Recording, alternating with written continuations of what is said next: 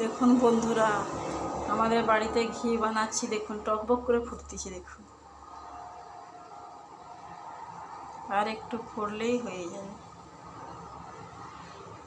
দেখো বাড়ির ঘি খুব সুন্দর, খেতেও খুব সুস্বাদু। জানেন তো বন্ধুরা, বাড়ির ঘি আলু ভাতে আর ঘি দিয়ে হলে ভাত খাওয়া হয়ে যাবে। কত সুন্দর কালারটা আসছে দেখুন,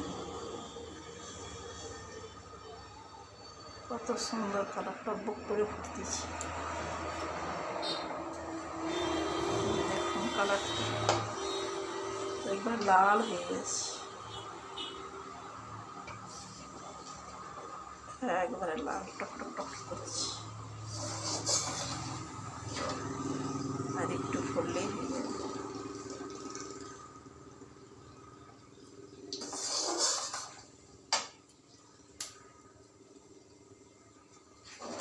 এই লেবু পাতা দিয়ে ঘি বানাচ্ছি, দেখেছেন বন্ধুরা?